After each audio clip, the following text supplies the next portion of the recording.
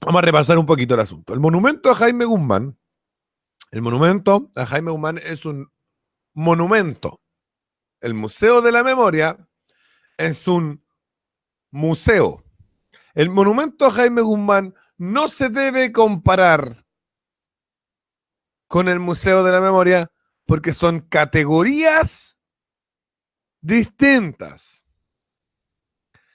El monumento a Jaime Guzmán se debe comparar con el monumento a los detenidos desaparecidos, en el cual ningún derechista ideológico está exigiendo contexto. ¿Han visto algún derechista ideológico pidiendo contexto para el monumento a los detenidos desaparecidos? ¿Han visto algún derechista ideológico pidiendo contexto para el monumento ese que está ahí en Larraín, Larraín creo que se llama la calle? No, no es Larraín. ¿Cómo se llama esta calle? Ah, se me olvidó, pero ahí es la que divide la Reina con Peñalolén. Justo ahí está un centro de tortura y ahí tiene un monumento. Hay un monumento ahí en ese centro de tortura. O el que está en el Estadio Nacional también hay un monumento. ¿Ha visto usted algún derechista ideológico? ¿Mm? ¿Usted ha visto un derechista ideológico? Juan Figueroa es la botella, no hinche la pelota, es la botella donde me hago mi jugo suco, si yo soy del jugo suco. Le escribí al Beno Espinosa la otra vez en un video que decía, no, nadie toma jugo suco, los músicos no toman jugo suco, los cuicos no toman jugo suco. Y le dije, puta, yo vengo de familia cuica, seré pobre, pero vengo de familia cuica y soy músico y paso tomando jugo suco. Bueno, sigamos con el tema. Entonces, ningún derechista ideológico, ninguno, ni uno solo, está pidiendo, ninguno está pidiendo que le den contexto a los monumentos, aún salvando la importante diferencia de que el monumento de Jaime Guzmán se financia de forma privada y estos otros monumentos se financian con dinero público. Aún guardando y salvando esa diferencia, ningún derechista ideológico está pidiendo que esos monumentos sean puestos en contexto. Se está pidiendo que un museo sea puesto en contexto, porque ¿cuál es la diferencia? Un monumento es algo mucho más poético, es algo mucho más platónico. Un monumento se trata de exaltar, ensalzar algo. Entonces uno lo pone como todo lindo, todo bacán, ¿no es cierto? Entonces, cuando si hacemos un monumento, ponte tú al Che Guevara, por poner un ejemplo, es como, vale, ¿por qué la estatua de Allende no tiene la metralleta y la garrafa? Dicen algunos pinochetistas. Bueno, porque es un monumento. Los monumentos no muestran la parte que tienen que mostrar. Los monumentos son parciales. Por su propia característica naturaleza de monumento. Están diciendo que están rendiendo un homenaje a algo. Entonces tienen una característica de monumento. Y su característica de monumento, lo que lo hace ser monumento y lo diferencia de otro tipo de expresiones de memoria histórica,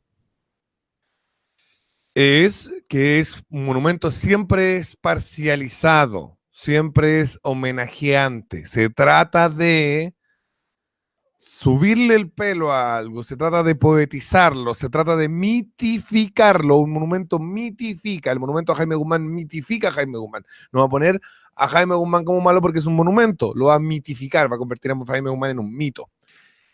El monumento eh, a los detenidos desaparecidos no va a decir, oye, los detenidos desaparecidos eran unos terroristas que andaban poniendo bombas, que muchos lo eran, sino porque eso desmitifica. Y el monumento tiene que mitificar. Entonces, el monumento a los detenidos desaparecidos dice: aquí yacen los que lucharon por su libertad, está mitificando. Está bien, porque es un monumento. De eso se tratan los monumentos. Luego, monumento con monumento, pero museo.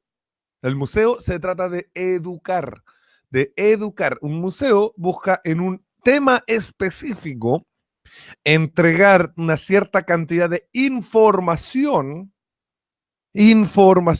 útil, práctica, respecto de un tema a un grupo de personas que lo visitan. Es un edificio dedicado a entregar un tipo de información, un tipo específico de información práctico, ordenada, organizada.